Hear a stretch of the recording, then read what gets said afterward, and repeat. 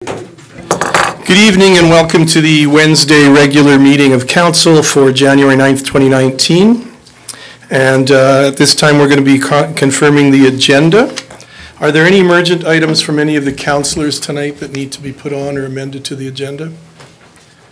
Seeing none. Administration. Thank you, Worship. There's a few amendments to the agenda. First off, we have a delegation under 4.2 Strathmore Egg Society. We'll be moving, or another addition, 7.1, an update on the Strathmore Motor Products Sports Centre. We'll be moving 7.1 to 7.2, that's the BSM Technologies. And then we're also adding 7.3, Community Forum Downtown Revitalization. Thank you for that, Jennifer. Nothing else? Then I'm looking for a motion to confirm the agenda as amended. I so move you. Thank you. We have a motion from Councillor Peterson to confirm the agenda as amended. All in favor? And that motion is carried. I don't think we have any presentations or recognitions. We do. Oh, thank you. Jennifer. Your Worship, I believe our Director of Protective Services, Trent West, has an announcement. Okay, thank you. Good evening and welcome, Mr. West. Good evening, Council.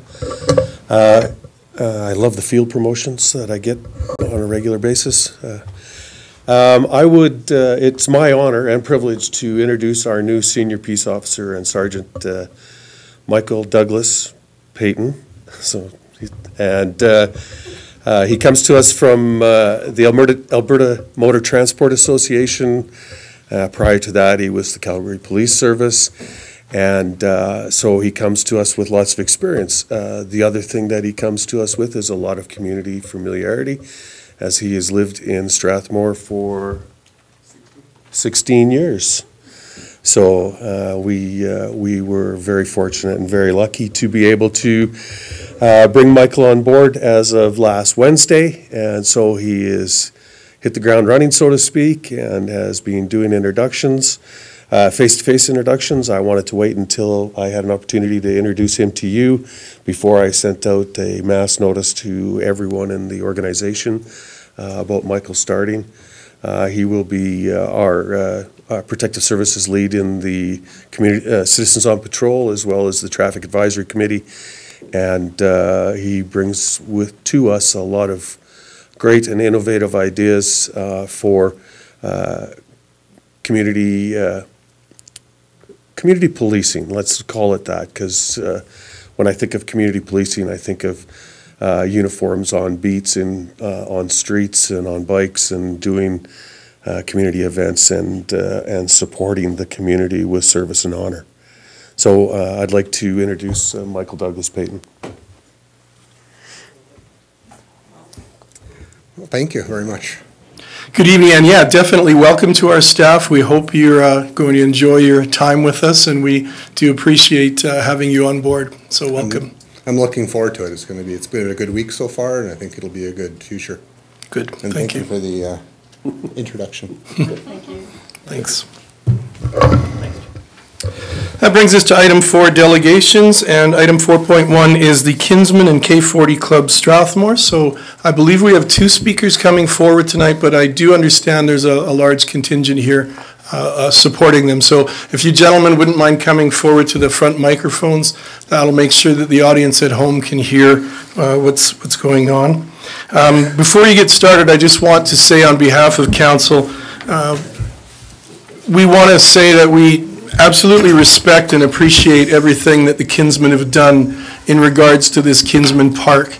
I've been here 35 and a half years, and even back when I first came here to teach, we would jog around the Kinsman Park pathway, and we added the paved pathways because we believe so much in that park, and we believe it's a real gem for our community.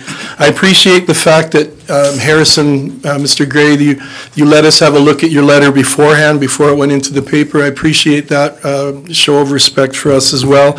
And just to show you that we've heard you, we have talked among ourselves as a group, and we've definitely considered looking at some of the things that were mentioned by your group regarding the cafe, and the upper deck that looks out onto the lake. We had decided that we weren't married to those items, that we could move away from that as well. And we are looking at hearing you, listening to you, and we have been also discussing and kicking around some compromises too. So thank you for coming, and for those of you who don't know these gentlemen, this is Harrison Gray and Mr. Doug Risden, so welcome. Okay, thank you very much. My name is Harrison Gray. I'm a longtime resident of Strathmore, a founding member of the Kinsman Club of Strathmore, and a life member of the Kinsman Club of Strathmore.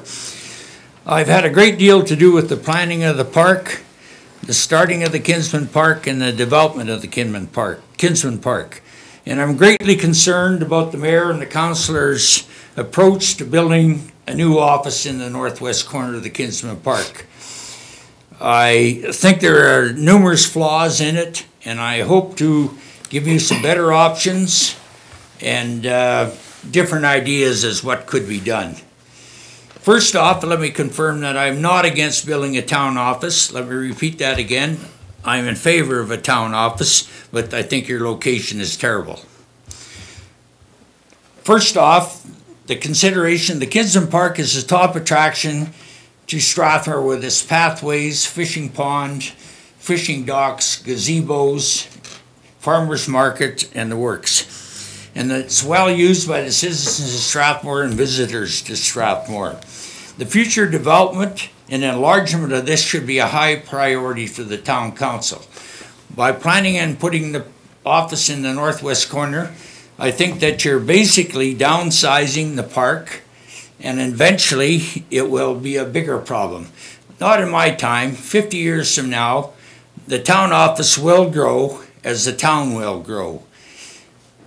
I've never seen a government agency, provincially, locally, or federally, that did not increase in size and in staff. And the way this is planned out, all you'll be doing is taking away more of the town park. As it stands right now, the Kinsman Park draws patrons to downtown.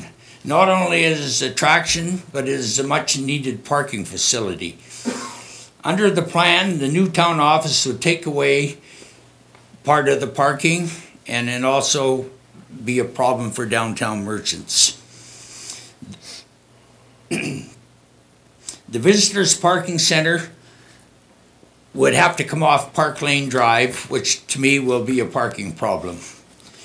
And the bit of the remaining park area there, if you look at the plan you have for your parking lot, it is ill-designed. A person coming in with a camper, a trailer, or a motorhome, it's impossible to park there. There's no provisions made for any of that there. The current access off Lakeside Boulevard is going to be taken out. To me, that stops any view of the park, and any visitor coming into town would have to go up to basically the credit union in King Eddie corner and make a right-hand turn and wouldn't know where they're going. So I feel that by putting the town office up there, you're blocking out the park and you're not giving the good access to the park. The purpose of a town office is to be functional and useful. The plan that is provided by you people, the focal point turns to the town office instead of the focal point being the town park.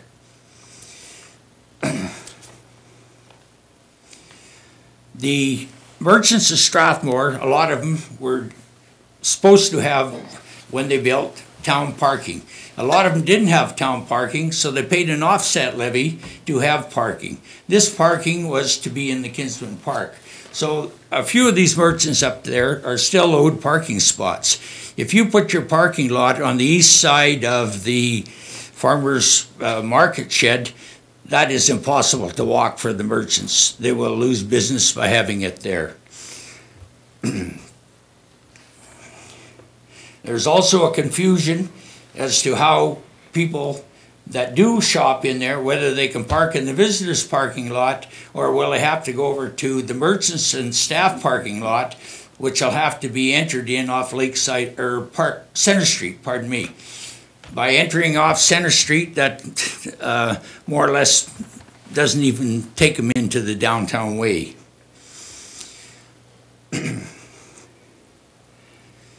The other problem with that is that the merchants downtown, if you put a cafeteria in, you said you weren't going to, is that you're taking business away from them. They're taxpayers paying money, and you're trying to run them out of business by running opposition to them. So I'm not for that at all.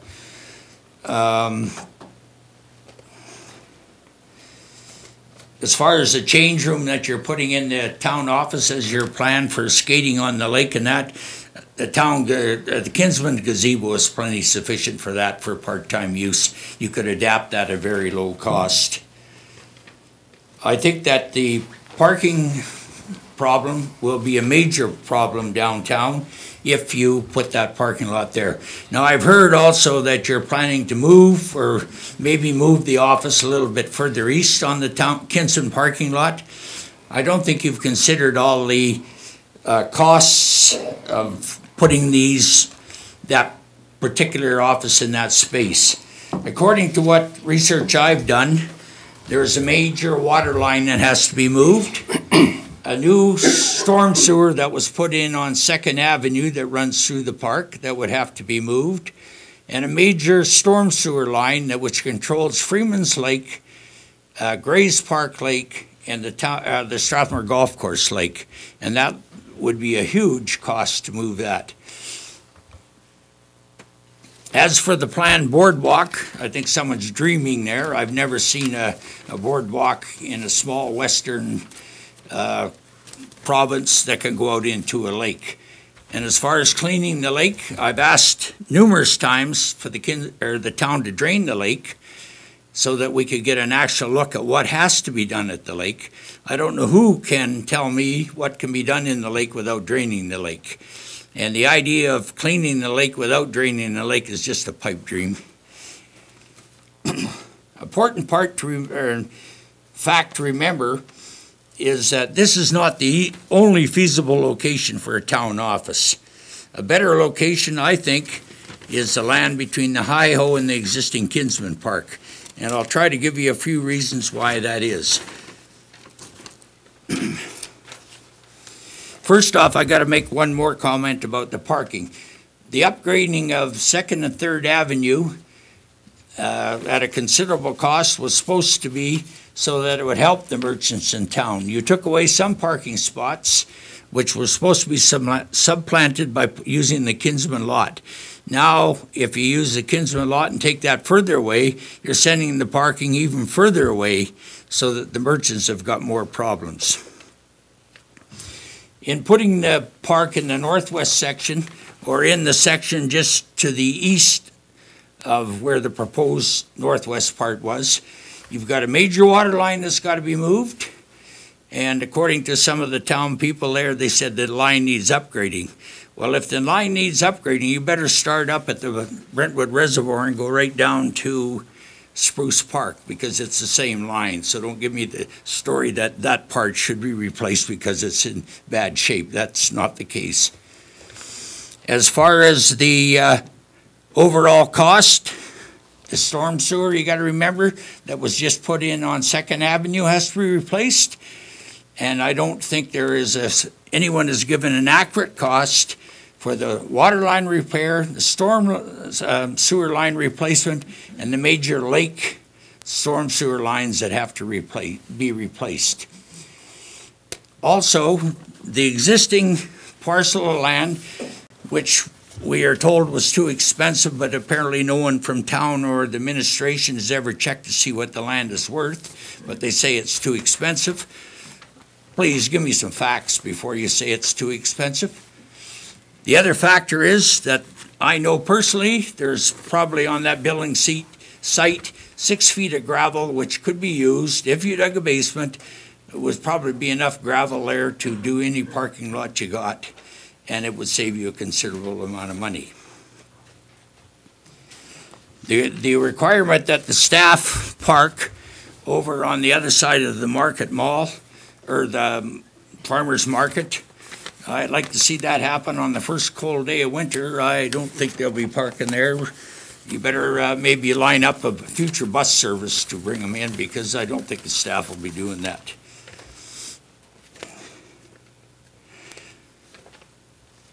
Just bear with me here for a moment. I think if you add up all the expenses that I'm mentioning, if the town administration would do some work, I think you would find that the most feasible thing is to buy the property next to Hi-Ho. You've still got to put in a road from Center Street up to the staff parking lot, which will be a considerable amount of money, and you would also have to put a parking lot in. Those things could be eliminated if you went to the shovel-ready site next to the Hi-Ho. That property is ready to go. As far as I know, it's been cleared for everything, and water and sewer, power and everything is right there. No added expenses.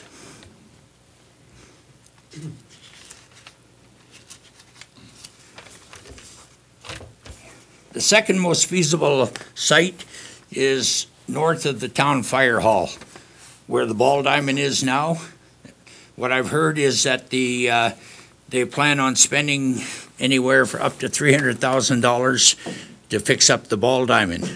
In my opinion, if you were going to do that, you'd be better to move the ball diamond, put your town office there. It's also shovel ready to go. The parking lot could also serve as part of the Lions Club splash pool, which has no parking at present, and also the Catholic school, which the students all park down there now. Maybe you could get some money out of the Catholic school board to help fix up the parking lot. That's another alternative. The third alternative would be right with this site right here. There's lots of land south of this building right here and west of it that could accommodate it, and that it's also shovel ready to go and no added expenses. I'm all in favor of your ideas of fixing up the Kinsman Park, but I think you're using fixing up the Kinsman Park as a leverage to get the town office down there.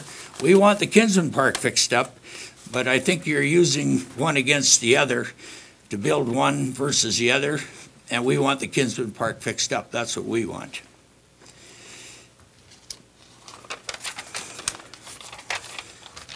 A couple more things that I'd like to bring up, not pertaining to the park, is that the Hillview Park up there, which you put in a ball diamond and soccer fields, great idea.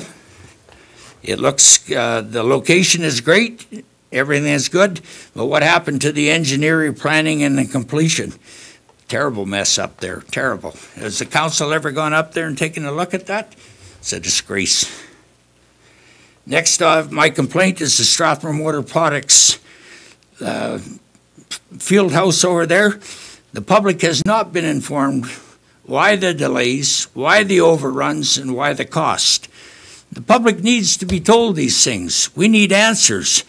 We need answers to the following questions. What's it going to cost for the water line change down there? What's it going to cost for the sewer line? All these things that the council and administration are putting out are just hearsay. We need facts. Harrison, with all due respect, I'm wondering if we could focus just on the Kinsman Park and the town hall. You can direct those other questions. I can tell you, and there's a lot of public here now, I can tell you, and I can tell the people at home that there is no overrun on the sports center. We're actually on budget, if not a little bit under budget. So that's the latest information I have today. Just got it today. But if we could focus on the Kinsman Park Town Hall project, that might be the best thing for all of us moving forward. I'll close then with this, that I would say that I'm still in favor of the Kinsman, or the town office, but I'd like to see something done on the Kinsman Park. And I would like any of the things that you presented in your plan had no cost estimates on it at all. So whether the costs of the park and the office are all in one, projected costs somewhere between 6 and 7 million, but I think we need to know what the costs are on that. If that includes anything for the Kinsman Park or nothing for the Kinsman Park. And I'll now turn it over to Doug Risden, who's done a fantastic job getting a pile of names and work to tell you, the council and administration about. Thank you. Thank you for letting me speak tonight. I'm going to be talking a little bit on different terms than Harry is. I'm a charter member. The club was formed in '77, and our first project was the lake. And all of us kinsmen are, we're very proud of it. So, I understand your position here, because town people or any do not come forward with the ideas. You've had an open house here and very little response. But what I did, so I knew the kinsmen were all in favor of not having the building in the location that you've started or proposed. So I went to Main Street and 3rd Avenue, and I got a hold of 29 businesses in those 2 streets. And I tried to be objective. But they said, a common question is, why do they want to put it there? And I says they believe that will revitalize downtown. And they said, well, and most people were of the opinion that, or they thought it was going to be put over a hi-ho. There were so many people thought that. And I'm serious. And there's, of course, some people that didn't even know about it. So I thought, well, I want to talk to these people on the 2 main streets right next to it. So I made up this form, and it reads, are you in favor of the location of the new town office proposed in the southwest corner of Kinsman Park? And I have a column here for yes and no. So I approached all these people, and most of them, they had their mind made up, but there was some but they kept asking, why are you pinching off the parking? And we thought that it was going to be over beside Hi-Ho. So I did the survey, and the majority of the people are not in favor of that location. And I have this form, and I tried to be objective. I said, I want you to tell me how you feel. I don't want you to say no because I'm here. And I contacted 29 people. 28 do not want it on those 2 streets, Main Street and 3rd Avenue. I can give you this list if you want it. And there was also some other lists that were put out in businesses, and there was the same result. In fact, I don't think there was anybody in that favor, but I don't know how that was presented. I tried to be objective, and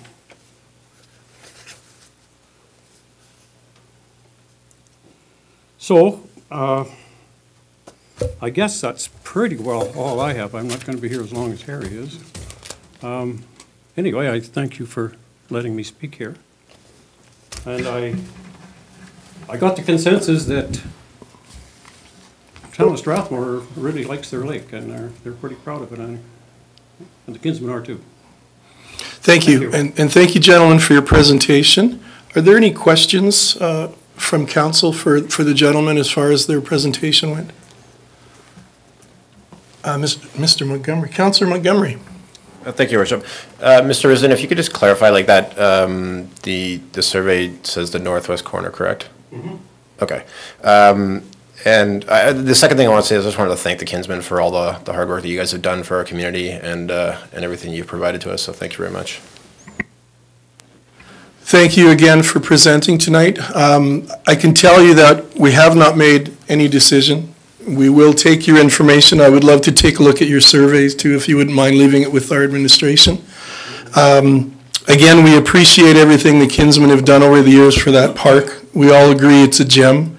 The one thing that concerns me as far as that property next to Hi-Ho is that there's been a lot of discussion in the public about it, and so we now know that, I mean, there's a very good chance that that could affect the purchase price too. So we could be looking at a lot of money because we know how much we sold it for, and I think Mr. Gray had a comment or a question as far as the cost of it, the estimate. it was valued at 1.5 million at this point. So it sold for 1.5 million in late 2016. Yeah, so we know that if that is a site that's going to be considered, that's going to be an amount that's added back into the project. I realize that possibly there not as much infrastructure or pipes would have to be moved, but we do have to look at that as well because it's definitely gone up in value, and with the discussions going on, I'm sure the owners have heard things too. The last thing I wanted to say on the topic, because I know there's a lot of people here, again, well, the last two things. Again, we haven't made a decision. We're going to listen to everything that's come forward. We respect your opinions. One of the reasons we thought of leaving this site was that it would go towards a new seniors lodge and hospice, because the town is responsible for providing land, either by purchasing land or having land donated to create a seniors lodge and hospice. What drove this whole project idea was the idea that it was almost like a domino effect. If we leave here for the downtown core, we could help support the downtown businesses, have this available to be donated for a seniors lodge and a hospice. And we thought this site would be a good site because it's close to the health unit, close to the Trans-Canada. If there's a potential emergency, they're about a minute drive from the Trans-Canada Highway. We thought it would be a good way to try to support the downtown area as well as provide property for a seniors lodge and hospice. So those are the things that drove the project idea, but we'll take everything you've brought forward and presented. Again, I appreciate the fact that you gentlemen shared the letter with us before it went into the paper. We appreciate there are a lot of people who feel very passionately about this lake and what it means to Strathmore, so thank you very much. And if you wouldn't mind leaving that information with our administration, that would be perfect.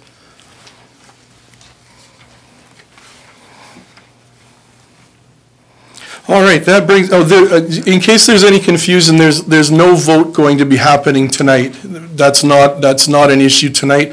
This was just something that was being brought to us. The kinsmen wanted to be seen and heard as a delegation. We know there's a lot of interest, so they have presented. We're going to take it as information, and then there'll be a future meeting where we'll be making a decision on a site.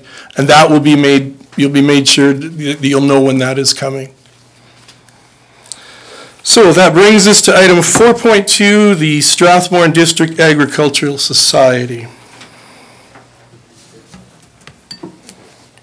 Welcome, and if you wouldn't mind introducing yourselves for the at-home public and the people who are here tonight. Good afternoon, rather good evening, Your Worship, members of council. I'm Brad Walls. I'm one of the directors of the Strathmore Ag Society. Just want to say it's a little bit more intimidating being on this side of the table than that side. With me tonight is one of our other directors, Director Stephen LeBlanc, and our new Chief Executive Officer of the Strathmore District Agriculture Society. And sorry, Brad, if you wouldn't mind just waiting. And ladies and gentlemen in the audience, if you do want to leave and you don't want to stay for the rest of the meeting, I don't blame you. We'll just take a quick pause in case you do want to get out and save yourselves. No, you have to stay.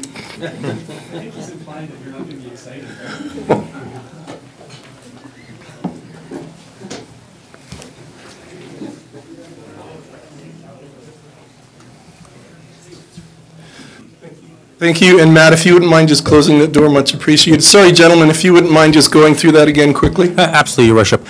So my name is Brad Walls. I'm one of the directors of the Strathmore Ag Society. With me tonight is Director Stephen LeBlanc. He's also on the Rodeo Committee, and our new Chief Executive Officer with the Strathmore Ag Society, Mr. Ryan Schmidt. As you know, our previous general manager, Mr. Herb McLean, tendered his resignation. The HR committee undertook close to 50 resumes. We sifted through, and we are really excited to have Mr. Ryan Schmidt as our new Chief Executive Officer. Your Worship, if I may read a little bit about Mr. Schmidt. He's over 15 years, Ryan Schmidt has established a highly successful track record in both public and private sectors. He has extensive experience leading winning teams and has served as a key advisor for some of Canada's most influential policymakers, including the Honourable Rona Ambrose PC and the Honourable Chuck Straw PC. In the private sector, Ryan has led multi-million-dollar projects, wind and solar project developments for TransAlta Corporation, where he also served as chairman of the Innovative Awards Committee Having an entrepreneurial spirit, he has also owned and operated a local advertising business in Strathmore. During his time on Parliament Hill, Ryan was proud of many achievements, but most notably that of acting as key negotiator and coordinator of Canada's official apology to former students of the Indian residential school systems.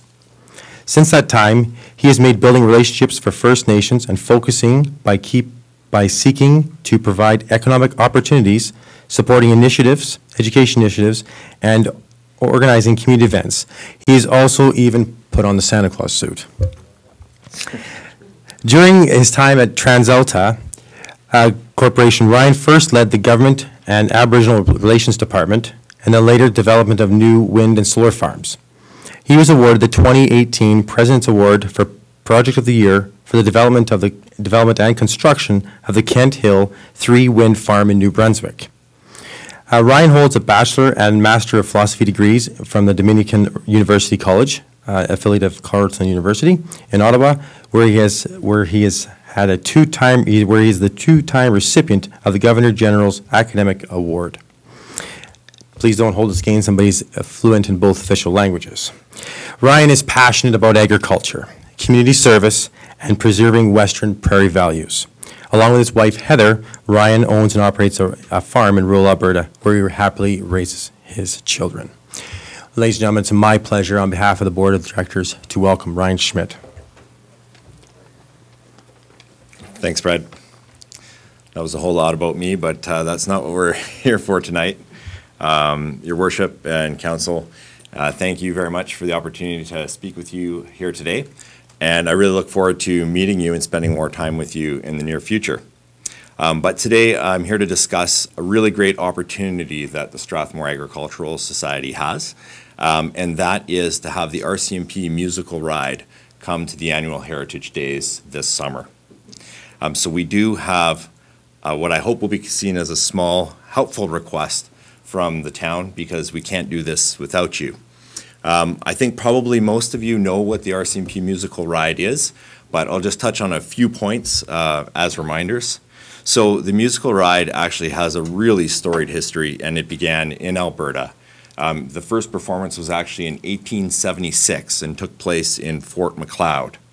Currently today, it's a tour with 32 active members riding some of the most fantastic horses you could ever see. And they perform choreographed to music what are essentially cavalry drills. So the ride is known throughout the nation and, in fact, throughout the world. It's traveled throughout the world to perform and has performed at some of Canada's most prestigious events, like the Canadian National Exhibition, and also, of course, our neighbor and not quite as good rodeo with the Calgary Stampede. In 2019, the ride will be touring Alberta, and we do have an opportunity to bring it to the Strathmore Stampede. We've been in discussions with the RCMP about this. It has not been to Strathmore since 1983, so that was 36 years ago now. And they won't be back touring Alberta again until 2023. So we think this is a really great opportunity, and we think there's some great benefits for Strathmore, not only for the Ag Society, but for the town if we can do this. The first is increased tourism. So we know that we already get attendees in the range of 40 to 50,000 people coming through the gates of the Strathmore Stampede, but we think we can get a lot more people coming to town because of this ride. First, because it's prestigious, as we know, and second, because it's limited availability. Its tour rotates provinces, and like you just heard, it won't come back for 4 years. So I think we can get more economic activity in the town, and we can get a lot of people coming here and seeing what we're all about. The one argument might be, well, it's already at the Calgary Stampede, so why would people come here if they can already see it there? The fact is, that's a different rodeo. Tickets there for rodeo are $100, maybe more.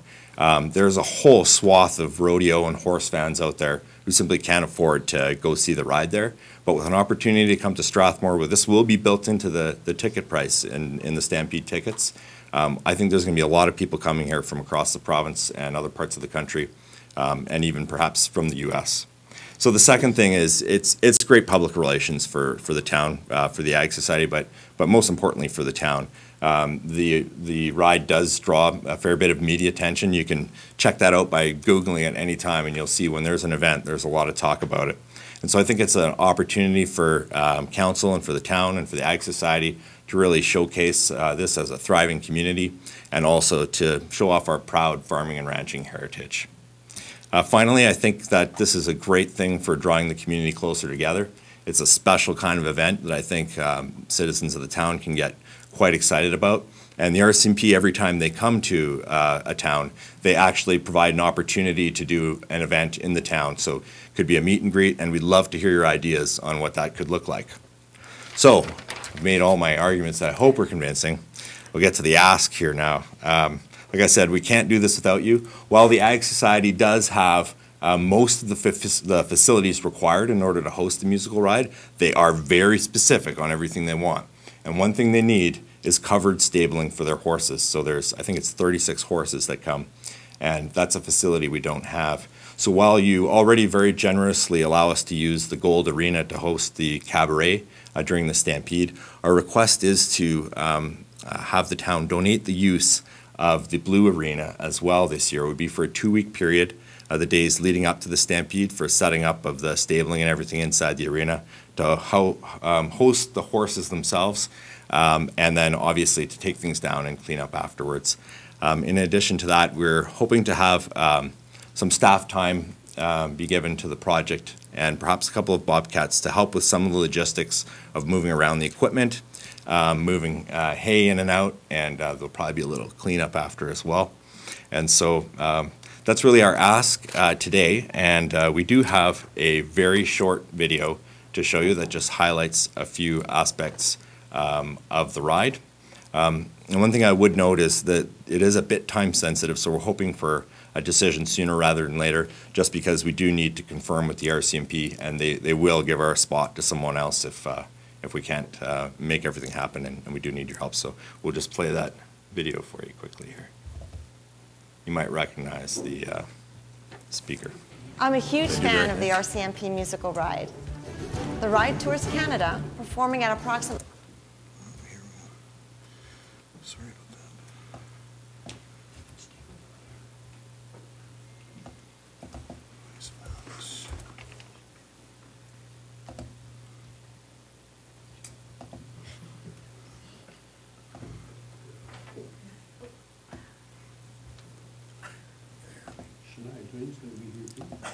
I'm a huge fan of the RCMP musical ride. The ride tours Canada, performing at approximately 50 locations a year between the months of May and October. I highly recommend seeing a show. When the musical ride visits a community as part of its tour, it helps raise funds to assist charities and nonprofit organizations that make a difference in your community. The tour schedule is on the RCMP website. Check it out.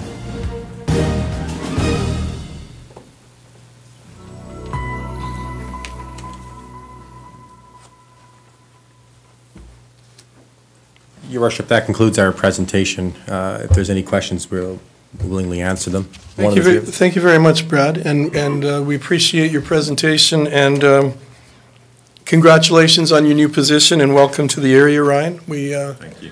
I already see you have a lot of energy, so that's good. Did you say you have degrees in philosophy?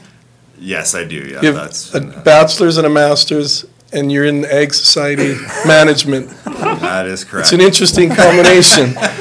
Councillor Cox. I just had one quick question. Thank you, Your Worship. When did you need your decision by? Could you give us a time frame, please? Your Worship, through to Councillor, sooner rather than later. The RCMP are looking for a decision. We're hoping next couple of weeks, if that's at all possible. Obviously, if it was tonight, we would walk out of here smiling even happier than Ryan is on a normal day, but we'd be really happy about that. Okay, thank you. Thank you, Councillor Cox. Councillor Sobel? Thank you, and welcome, Ryan. Thank you. And congratulations on the position. Two quick questions. How many performances are you are you guys thinking about having? So there'll be one performance each day, basically right before the rodeo. Yeah. So for four, yeah, that's what I thought. Okay, and you probably haven't gone this route here, but of course we have our big parade. Would any of them? I don't suppose the whole crew would be able to, but perhaps a small contingency. Just at the back of your head, if this does go ahead, they may want to showcase our. No, our they parade. don't. They hate riding a parade. I know they do. I know they do. We can certainly put that Yeah. question to them. Thanks. That's all I had. Thank you very much. Thank you, Councillor Sobel. Deputy Mayor Montgomery? No? Okay. Councillor Peterson? Thank you, Your Worship. Congratulations and welcome, and thank you for doing this. Thank you. And as the sneaky Mr. Walls knows, I'm very fascinated about your connection to Indigenous community. And we've just, in the Siksika community, just hired Dr. Rob Cardinal. And he's very, very interested in forming partnerships. He is his doctorate is in astrology. And he's very much looking forward to doing partnership kinds of things in rural Alberta around that piece, and look forward to all the other the Blackfoot race, the pack horse race that's featured at the Sundance Film Festival in the next week, I think, in Provo, Utah, is getting huge press as well, and be more than happy to introduce you to some young people who are very keen to broaden that horizon as well. That'd be fantastic. Thank you. Thank you very much. Thank you, Councillor Peterson. Councillor Sobel? Sorry, one other thing I should have asked, Your Worship, and probably through administration too, but with the time frame being so tight here, would it be possible, would the council consider this possible to provide them with an answer at the next committee of the whole next week? I think even in consultation, I think Ms. Simpson. Well, that's, yeah, I don't know. Do you want to wait? Tracy, would you I think mind CAO stepping would forward? like to wait until next week. Yeah. And just before we have Tracy speak, Ryan, could you just refresh our memory again with when you would need the blue arena, from when until when? Yeah, so it would be from July 26th to August 9th. Thank you. Thank you. If I understand Councillor this Sobel? correctly through administration and council, that we can supply a response by next committee of the whole next Wednesday. Do you want me to wait till next week? If that's. Yeah, that's fine. Thank you, Tracy. Thank you for your presentation, and it was good meeting you and getting to hear about your information and your history, and it's an exciting project. We will take this all as information and into consideration. We'll try to come up with a solution or an answer as soon as we're able to. So very much appreciated. We have big plans. This brings us to item 5, confirmation of minutes, and we have 5.1, the regular council meeting minutes for December 12th, 2018. Councillor Sobel. I would move that council adopt the regular meeting minutes for December 19th, 2018 as presented. Thank you for that, Councillor Sobel. You've all heard the motion. All in favor? The motion is carried. I believe we have no tabled items tonight. And that brings us to item 7, items from administration. 7.1, Strathmore Motor Products Sports Center update. Mr. Roycroft, are you speaking to this? Yes. And welcome and Happy New Year to you, sir. It's great to be here. And our expert here will make things happen on screens. And I'd just like to point out that, sorry to interrupt you, Deputy Mayor Bauer, who's actually away right now, is watching this from her location. So she says hello to everyone and Happy New Year. Want to know her exact location. She refuses to give her exact location. Thank you. Probably somewhat warmer than here. Hi. So it's timely to give a quick update to council. But at the very beginning, what I want to do is remind us of a bit of a conversation we had last year during your strategic planning sessions, when we talked about the fact that one of the things local governments do about the worst job ever is celebrating success. And tonight you got to start celebrating a wonderful success for this community. So just bear that one in mind. Kicked it off in 2015.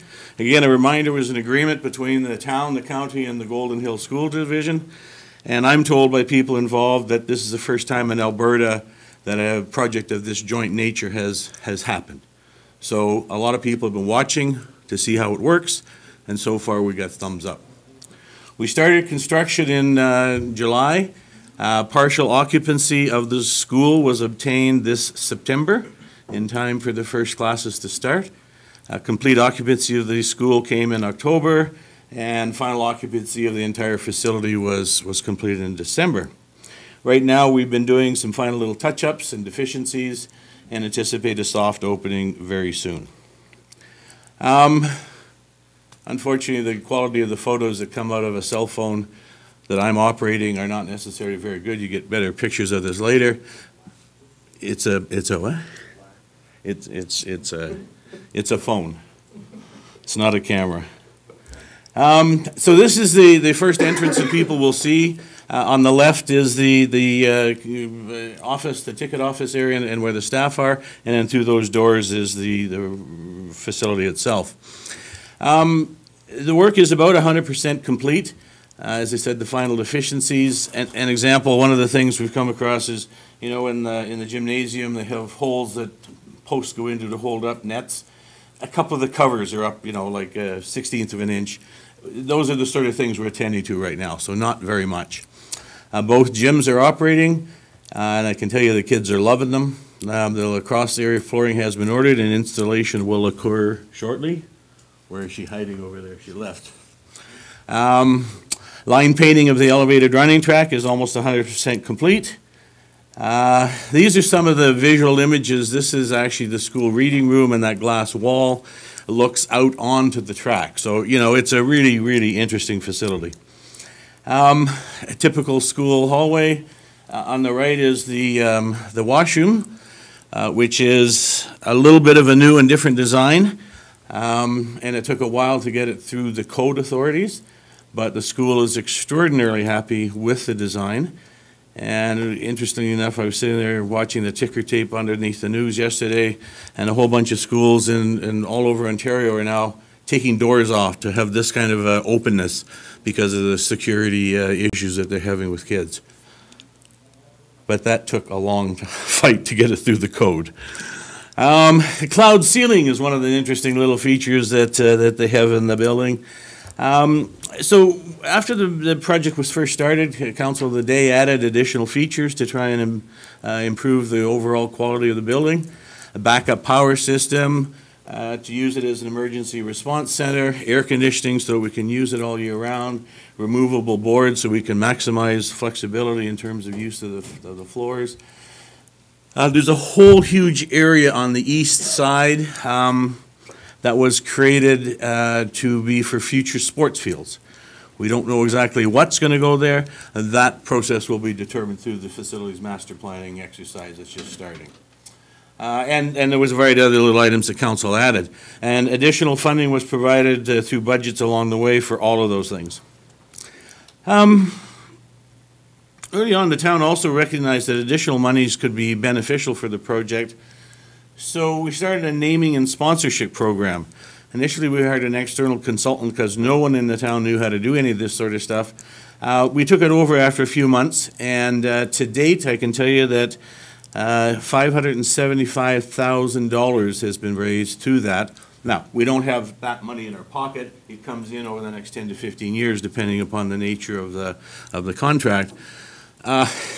In talking with people, that's hugely successful for a project of this size in this kind of a community. So that's money that will be brought in to be used for improvements to the facility, additional equipment that we hadn't contemplated, adjustments to the facility to make it meet needs in the future. We're really excited about that. Overall financially, the Golden Hills County of Wheatland, of course, and the town all entered into a partnership and contributed towards the capital cost. Over the course of it, we ran into a couple of surprises. One was a pot of topsoil right underneath where the building was going to go. And then secondly, the biggest issue we faced was the harsh winter conditions, probably the harshest in 30 years. I think they told us they had to shovel the snow off the roof 7 times. And that's a very large roof. And that was just as they were going through the roofing stage. We're still working through the change orders, project claims and deficiencies and things like that. But the last comment that we got from the contract manager was that he expects the final project to be very, very, very close to the original budgets, which is very pleasing. There's the school gym, and on the left-hand one, you can see one of the drop walls, the net walls that motorized come down from the ceiling to separate them. The photo on the right is looking across the school gym to the town gym. So that's how close they are and things like that. We do have to work on little things like keeping stray soccer balls from rolling back and forth. And Tracy and her team are looking at some small netting kind of options. This is what's called the futsal area. So on the one side, the back end of this is the school gymnasium. This is the last area that will be floored. I'll talk about that in just a minute. This is the other side, the lacrosse, and it's just it's a huge surface area. That's the part that will be going green very soon. Flooring. So let me talk about that.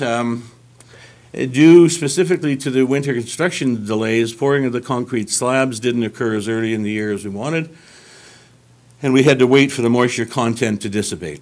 The problem with the moisture is that if you're going to glue down a flooring, if there's too much moisture coming out, the adhesive de-adhesivizes or whatever. And the worst thing we would have would be molds. You don't get to come in here and make up words. That's Miss Peterson's job. Sorry. We didn't want to have moguls skiing as a new basketball sport in the gym, so the school was under intense pressure because of their time deadlines to get the entire school open. So they chose to take an accelerated approach where they put a plastic membrane down underneath all of their flooring. We did a fair bit of research on that. The flooring installer said, yes, we could put down a plastic membrane and we still give you the typical warranty, but it was going to cost some additional money. We did our own independent research. We went to a third-party engineering firm that has had experience in floors in field houses in southern Alberta. I also talked to maintenance heads of 3 school districts who had similar problems with plastic underlays, and they all said, don't do it. So we didn't. The net effect of that, because we didn't put in the underlay, we had to bring the contractors back a second time. It cost us about $2,000 to do that. We think that that's a small price to pay to avoid that potential risk. So that's the upper level track. You can see the 4 lanes there with the passing lane on the outside. And it's quite a nice little walk around there. The floor is nice and rubberized. It's an indoor-outdoor flooring, so it should be easily to be washed. The curve, and then this is the track from underneath, from the lacrosse area. And one of the sponsorship Sobeys indoor track, fruit and vegetable people in that one. This is that area for sports field. It extends quite a way out there. It's just dirt. We're going to have to figure out what to do with it. I think the school district had it hydro-seeded before snow fell, so hopefully it won't have too much of a dust problem by next year. The kids sure like playing in the fields. They were out there. And then the last thing is the storage unit was provided by Graham Construction at no cost to the partners. And they put that in, and it will be very useful because there isn't an awful lot of storage space inside the building. We need to thank Graham for that. So, conclusion, school is fully operational, sports center is almost there. We believe the project's going to meet and exceed the initial hopes and dreams. It's going to support the next generation of kids and adults. Our plan is to operate the facility for the public between the hours of 8 a.m. to 8 p.m. 7 days a week. And we'll do that in partnership with the school district staff. Those hours may change and adjust over time in accordance with community demand and usage. And that's the update. Any questions? Thank you, Mr. Roycroft. Councillor Sobel. Thank you. Yes, quickly, thank you, Rob, first of all, for that good report. You know, there was a comment made earlier that we don't get this information out, but sometimes you have to wait to get the right information out and the complete information out, because partial information can create as much confusion as anything. But on that note, and in regards to getting information out, I'm through the chair would like to see, if possible, administration put your PowerPoint presentation up on our Facebook and website as a way of providing some information.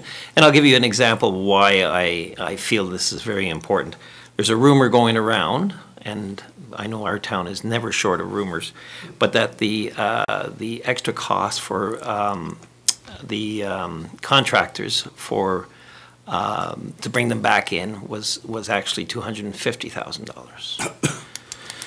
And when in effect it is $2,000. So these are the things, some of the things that social media, that we have to suffer through with social media. So I appreciate the job you've done, and I appreciate the information you provide today, which I would like to see advertised. Thank you. Thank you. Thank you, Mr. Roycroft. And just before you leave, I also want to echo what Council has said in the past, and this is a great partnership. We have Councillor Klassen, I should know your name because I taught you. Councillor Klassen's here from Wheatland County, and really we don't get often a chance to celebrate some of the things that are really, really good in this town and area. And for the Wheatland County and the town and the school division to partner together and getting this kind of a facility by partnering and putting that money in, it's going to be great for the town's residents well into the future, our seniors, kids in the school. So this is really a great thing to celebrate, and we look forward to more projects together too soon. Thanks again. Thank you. Thank you. This brings us to item 7.2, BSM Technologies, GPS tracking. Craig Nichols, our operations manager, welcome and Happy New Year. Happy New Year to you too. Mr. Thackeray, did you want to just weigh in for a minute? Could I just make one quick comment? Not only would I like to thank council, the last council, but huge thanks to Rob and Tracy, and a huge special thank you to Krista, who was with Golden Hills. She was the PMP on this project, and she really did an outstanding job, and everybody worked very, very hard to get this project done. And as Rob said, they were under incredible timelines with the school, and I'm incredibly grateful and proud of what they did, and they did an awesome job, and thank you very much. Thank you for that, Mr. Thackeray. So once again, Craig, welcome. Thank you. I just bring back some history here. So back in July, when I made my presentation to council, one of the things that I put forward was to bring in a GPS tracking system on our vehicles. We had selected BMS Fleet Center system. They're out of Vancouver. Sorry, that's where they were. Currently, we've installed the system in 14 vehicles, and 4 more vehicles are still to be done. 2 of which are the 2 new pieces of equipment that we bought. One we've just finally received. The other one, the front-end loader is still somewhere between China and Edmonton to here, so sooner or later we'll get it. And the other 2 vehicles were in use at the time and on snow removal, so we couldn't install them. We're hoping that we'll have everything but the loader all finished by next week. So I want to just give you a quick demo of how the system works, and you have to bear with me again. I didn't. Should open up here. Should open.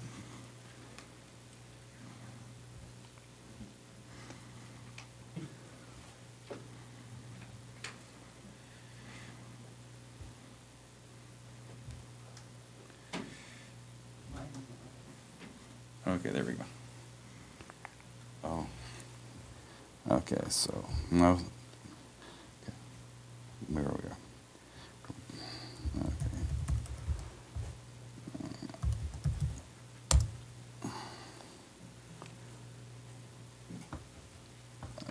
No, don't say that. Okay. Sorry, there's a bit of a setup on this computer versus what normally would be mine. You got me a mouse? A real mouse? Mm-hmm. With all the buttons. Does it need to be installed? No. Okay, now I just gotta find where the mouse went to. No. Okay, let's go back to the old mouse. Just gotta get rid of that. Okay, so basically what this allows us to do is we're allowed to track where right currently 14 pieces of equipment will be located or activities is going on.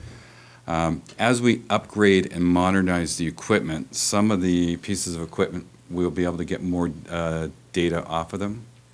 So what I'm going to do is just give you an idea of what happened today. And this is basically something that we would get. Okay, so there's a bit of a setup because this is not my normal computer. Plus, come on. There we go. And if I go over to maps, then you'll start seeing basically a map. And then fortunately, the reason Vancouver comes up is this is where the last time that the GPS devices for the 4 that haven't been installed are sitting. It says Fort 13 because one of them is still, one of our vehicles is still down for maintenance. So I just got to grab that. As soon as we get rid of the Vancouver locations, just Strathmore will pop up. Okotoks, Calgary. You got a regular plugin? No? Okay. So basically, bear with me. And you'll start seeing, come on, again.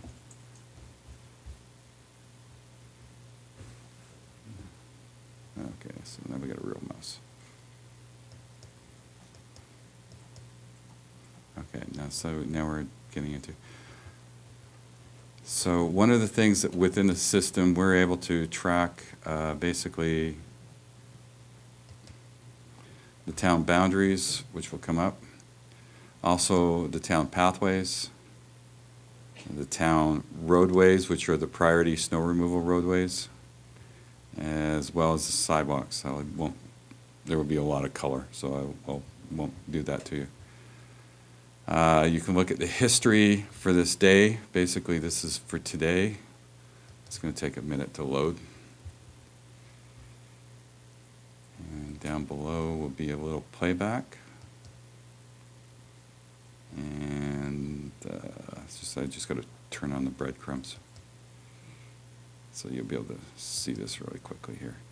It's going to start at about 2 a.m. this morning because we were flooding the outdoor rink, so you're going to see a vehicle start going. And that's the Kubota going up to the rink, the outdoor rink. And it really gets really busy when we're doing snow.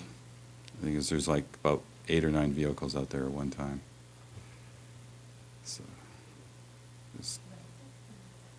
just gotta wait till we get to about 7 o'clock. There we go.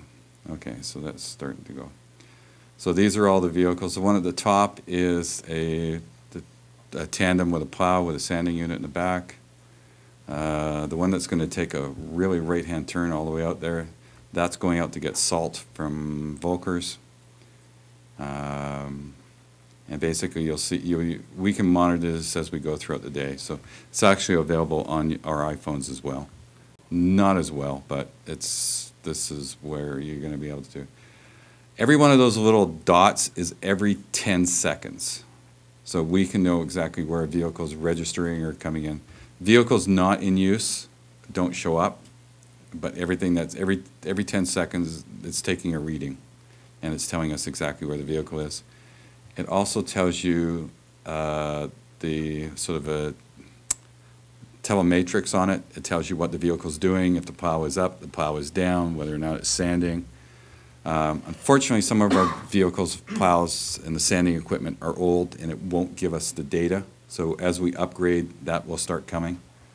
It also gives us warning messages. We can set up parameters that basically tell us when a vehicle is speeding. That's where that 2 little warning messages are up here. what it means by speeding. We set the maximum speed limit. We set it at 70 right now. So the one that went out to Volkers and came back, it basically gave me a warning message that it went above 70 kilometers an hour. Well, can't exactly drive below 70 on Highway 1 without getting a ticket. So basically, this will go through, and if anytime we need to know when a vehicle was or what vehicle was in the neighborhood or what they were doing, we can tell that. As you can tell, in one day, we were going out and doing road maintenance on all trying to get rid of the ice off the residential streets, doing sanding in the intersections.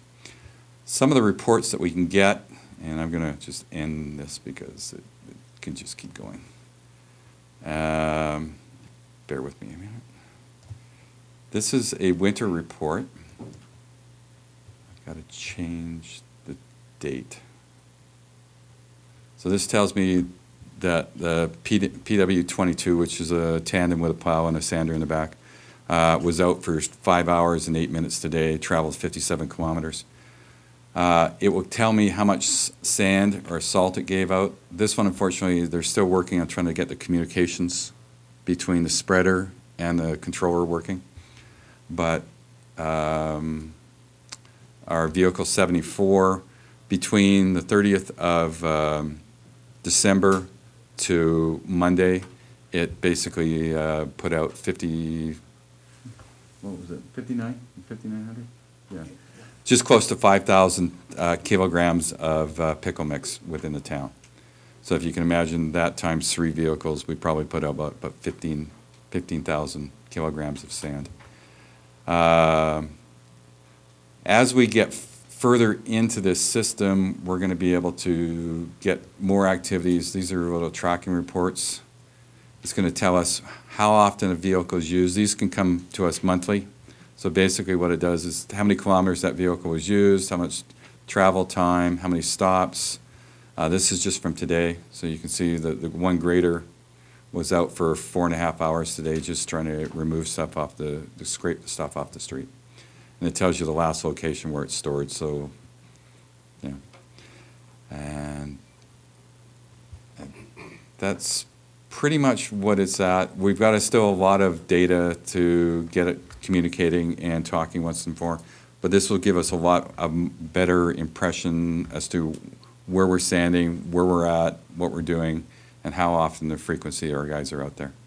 So data drives a lot of stuff. So I had one more slide, but that's okay. I'm just going to finish off. So basically what we still need to do is we've sort of committed to buying a new GPS unit for every vehicle or every piece of equipment we buy from now on, because it just keeps adding to the data collection. And then once we get all the functionalities coming through, then we're probably going to subscribe with BMS Technologies to get a sort of a data extraction program that will give us all the information, exactly locations where sanding was done and everything else, so we can compile that, so we can get some better numbers and get an idea of exactly where we're at, what we're doing. If you look at, I'm just going to go back to the map. Sort of lost half a screen here. So let's see if I can. You know how I can make the? I'm losing the bottom half, so. There we go. No, that didn't work. Okay. I can't get that. This is good. This is Chrome, right? Yeah. Okay. One of the things with the telemetry, it tells us exactly the direction the vehicle's going, what it's doing at every 10 seconds intervals. It also tells us weather conditions, so it's telling us everything we wanted to know. So it basically will give us a lot of data, so that as we go forward, exactly,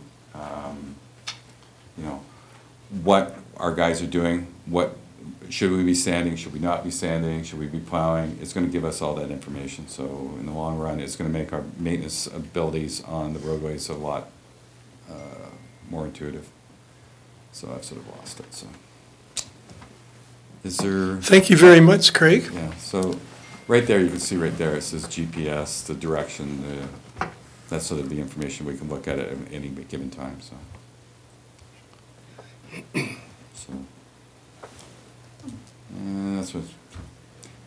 pretty much that's where we're at, so.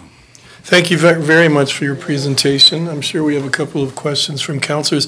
I wish I would have had this when my kids were in high school. I could have tracked them wherever they went too. But this is going to be really exciting for how we track our vehicles and keep an idea of what's going on, problem areas too for the town as far as snow removal and things. Deputy Mayor Montgomery. Thank you, Your Worship. Thanks for the presentation, Craig. One question I have I have two, but one is, like, for instance, like on that PW021, it showed like 74% idle time. What is that? I guess why would they be idling like that? 21 is a tandem, so it would have been idling for today, because that's today. When they went out to Volkers, they have to sit and wait for them to fill it up. Okay. So it's probably a 10-minute drive down the road, 10-minute drive back, but we're probably sitting at Volkers for probably 45 to 50 minutes waiting for them to service us. Okay. And the other question I had, or if you wouldn't mind kind of talking about how this will help kind of find more efficient routes, or like, let's say, improve efficiency as far as like routes go for snow removal or clearing? Well, what it will be able to do is give us the data to see the best pathways, the best routing that we can go. The other thing too is, as we've got the priority roads, we can see which ways the operators are going. Weather conditions and everything does slightly change all that time, because when you're in the north, you get the blowing snow, so you're probably maintaining that area a little bit more. But it will allow us to, on any given day, look to see where a vehicle is, and if we have an incident where we've got major buildup of snow within a subdivision or something like that, we can detour into that neighborhood, into that area. So that's going to allow us the flexibility to find out exactly who's the closest and where we're at. Okay. So. Sorry, like if you could just maybe expand a bit more on how it helps find the efficient routes? Well, finding the efficient route is just basically we're going to be able to pull off the data to see which ways the routing that they're going. And efficiency is it's based on obviously weather conditions, traffic flows, and everything else. I mean, you could what looks good one way one day may not be the same as the next day, depending on what you're looking at. But as far as an efficient route, it would basically, we're trying to find the quickest route to go through, so that it can tell us by traveling from point A all the way around the town, by doing the thing, it can tell us the exact time. Doing it that way, we can then try another route, which will tell us the exact time. Oh, okay. But so you can compare which way was the quickest and fastest. Oh, okay. So. Okay, thank you. And I guess it will ensure that people stay on those efficient routes as well. Well, it helped us quite a bit, because we were able to check when we had the little snowfall over the Christmas break. We were actually able to check to make sure that all the priority routes were done. So that way we were able to pull it up and find out exactly which one has been covered once or twice, and then which ones could look at having a second one. So we were able to call in and basically say, hey, it looks like you've only done this route once. Could you double check it, make sure? So, because. Yeah, you can, and that little box I showed you in the corner, you can have a specific time period, so you can always look at the last hour instead of the last day, so you can change that to the last hour. You can see which route, the route the crew's taken, and then you can always go refresh that all the time, so you can see whether or not one of the priority routes has been missed. Because after 5 or 6 hours of driving out there, it's sometimes you do make a turn one way or the other based on what you're seeing, and you just continue to maybe miss another road, but it will. It will take it will take the guesswork out, because they'll be able to the operations people will be able to see which areas have been done and which the frequency. So.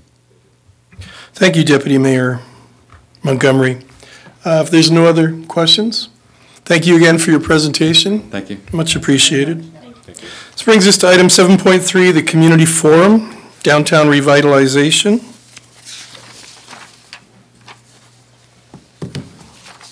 Councillor Sobel? Thank you, Your Worship. That's my matter. Your Worship, downtown revitalization has been a topic of conversation around Strathmore council tables for as long as I've been a councillor.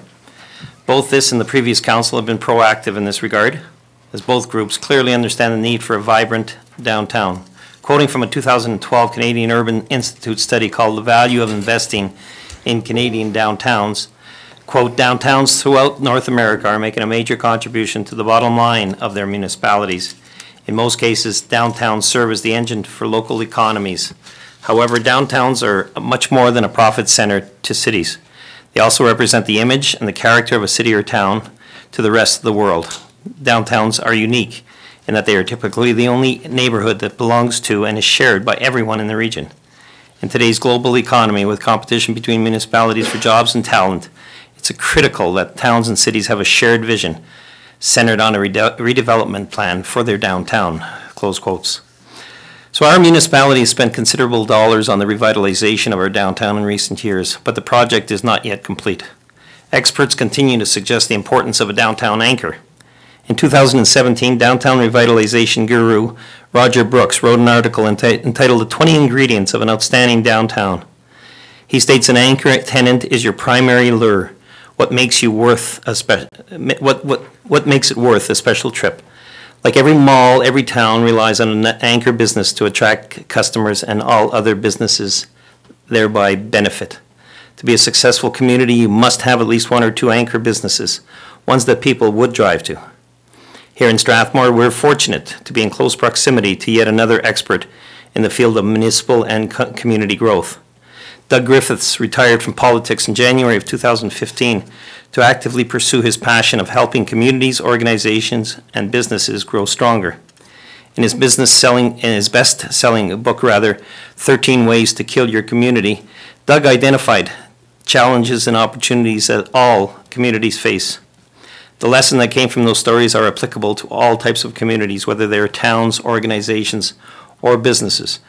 With so much effort being put on this council's effort to build a stronger and improved downtown, I believe it may be timely to invite Mr. Griffiths to our community for discussion in this regard.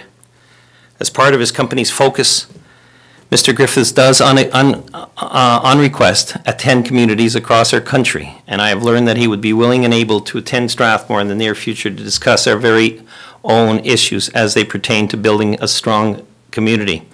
And with that, Your Worship, I do have a motion. I would move that Council host a community forum on Monday, January 22nd, 2019, featuring Mr. Doug Griffiths, who will speak to downtown revitalization, provide information and an independent assessment of Strathmore's downtown, and furthermore, that the cost of the event be approved in the amount of $2,500, with funding to be drawn from Council's global budget. Thank you. Jennifer? Your Worship, just a clarification, January 22nd is a Tuesday. Was that the date that was set, was the Tuesday? I thought we were going Monday, but then I will amend that to Tuesday, please. Tuesday, January 22nd. Thank you. There's a motion on the floor. Is there any discussion or questions for Councillor Sobel? Councillor Peterson? Thank you, Your Worship. I certainly am in favor of this. I've had the privilege of reading one of the book mentioned, one of Mr. Griffith's books. I listened to him speak on several occasions, and he brings a really Alberta approach to the issues that exist. And I know that very often when people are talking about our downtown and any of the changes that I've noted in the 5 years I've been on council, that the great difficulty of change. And he is a change agent. He speaks to that with a great deal of confidence, and he speaks about other communities throughout the province and Western Canada, but other communities that are just like ours. Along with Roger Brooks, the two of them have. I heard Roger Brooks in Brooks actually last fall, and in Medicine Hat last spring, and he speaks in very much the same idea that downtowns are the property of all, the culture of all, and perhaps most importantly, the economic future for all. And so I am very, very much in favor of hearing Doug Griffiths, and perhaps I'm hoping in his presentation that he will also entertain questions from public. He's done that in the past, and I would hope that he would be able to do that as well. Thank you, Councillor Peterson. I would have to echo your comments. I read the book last year, just prior to the election, and it was really eye-opening. Some of the ideas he has are innovative, and they're kind of almost counterintuitive. He talks about how competition is actually really good for businesses. If you sometimes feel there's too many stores of a certain type, he feels that's even better for a community and better for those stores. And I think you gave an example of stores that you might think are in competition who can actually work together to make the betterment of that local economy downtown. So I think that's really good. Did you have anything else you wanted to say? I do not, Your Worship. So we have a motion on the floor. All in favor? And the motion is carried unanimously. So I'm assuming, Jennifer, our comms department will get all that information out to the public. Thank you very much. That brings us to item 8, committee reports. And I know some of our councillors have submitted those via email. Are there any committee reports that are going to be entered in as far as reading? Councillor Sobel? I would like to read one in, although I did send it by email as well, Your Worship. On December 14th, I was notified via email from the Alberta Traffic Safety Fund, and this is for the Traffic Advisory Committee, right. So I was notified via email from the Alberta Traffic Safety Fund that our application for funding for a 2019 traffic safety project was not approved. As council may remember, a motion by council was approved on November 7th authorizing a financial commitment of $40,000 by the town towards 2 traffic safety projects if the $25,000 Alberta Traffic Safety Fund provincial grant was approved. The breakdown for funds consisted of $35,000 towards the programmable school zone beacon project and $5,000 towards the highway signage education project. It is my intention to continue to seek financial support for this second project in spite of not receiving the grant. As such, I'm submitting a notice of motion with a request that this be heard on the regular council meeting of Wednesday, January 23rd, 2019.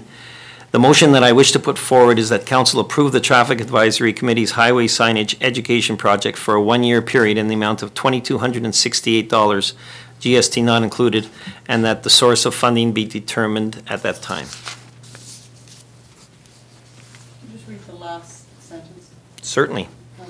The motion? The motion, the motion is that council approve the Traffic Advisory Committee's highway signage education project for a 1-year period in the amount of $2,268, GST not included, and that it be that the source of funding be determined at that time. Thank you. And that's all I have, Your Worship, for report. Thank you for your report and your notice of motion for January 23rd. Appreciate that. No other committee reports? So we move on to items directly related to council. Item 9, I don't think we have anything there. Item 10, we don't have anything to do with bylaws tonight. And 11, I believe we have no urgent business because that would have come up in our amendments as well.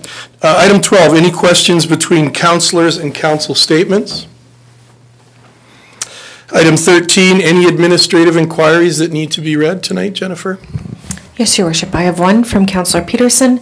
It reads, I would like to request of administration information regarding the clothing drop-off bins in our community, subject to A, our responsibility in this matter regarding safety of persons, B, our capacity to influence decisions in the matter of bin placement, and C, potential liability. Councillor Peterson. Just briefly, Your Worship, members of the community who have seen the concerns voiced by other communities around people dying in these bins have voiced the concern. I didn't have an answer to their question, that's why I brought it forward tonight. And the issue about proximity, I think, relates to the fact that there are several bins on the property at Extra Foods. And But anyway, just to look into that, I appreciate that. And if I might, Your Worship, I have a follow-up question, and I don't know if it can be answered, but several months ago, I had an administrative inquiry about the trailer parking spot, the rental place just on the west side of town. And I know that Mr. Roycroft brought back the information that indeed in the motion there was a requirement for them to put a tree barrier or a fence barrier there. And I was just wondering if there'd been any follow-up with that organization around doing that. But, and I don't need to know now, it's just a follow-up to the other question. Thank you, Your Worship. Thank you, Councillor Peterson. Any other administrative inquiries? No, thank you. Just before we move in camera, I just want to take a quick minute to thank all of you councillors for all the work you do on your committees. I know you wind up doing a lot of evening work that goes beyond some of your regular working hours too. I know tomorrow night we have a Wheatland housing meeting, and I think Mr. Thackeray and I are attending that to discuss potential plans for a new seniors lodge and hospice partnerships that may exist with that. And so I just wanted to thank you for all the time you put on your committees, and it's much appreciated. Councillor Peterson. Earlier today, Director Simpson sent out a notification to Council about an opportunity to meet with the CAO of Alberta Health. I am working that day, and I know some of my fellow councillors are, but it would be such a wonderful opportunity to be able to meet with Alberta Health if we had someone available, both in terms of staff and in terms of council. And the reason I say that most specifically, it has been the agenda of this council and previous councils to continue to pressure the provincial government to consider turning the additional 13.7 acres at the hospital over to the town. And I think this is just, again, another opportunity to speak to this. It would be the absolute ideal spot to accommodate seniors and to have that hospice. And they haven't been very open to doing that, but I think in an election year it never hurts to put it on the table again. And Councillor Peterson, could I ask you, is that the one that's Wednesday, January 23rd? It is. Okay, so that, unfortunately it's 4 to 7, so we would have to, if one of us went, we'd have to make sure we were back in time for the council meeting then. So we might have to leave that Calgary one in session and then come back here. Or someone could maybe go, yeah. Okay, thank you though, thanks for bringing that up. That's the one with Vera Yu, the Yes, CEO. that's what I have here too. Thank you. So that brings us to in camera. We only have one item to do in camera, and it's an item pertaining to FOIP Section 24. So at this time, I'll be looking for a motion to go in camera. So move, Your Worship. Thank you. We have a motion to go in camera from Councillor Peterson. All in favor? And we're going in camera at 8:30.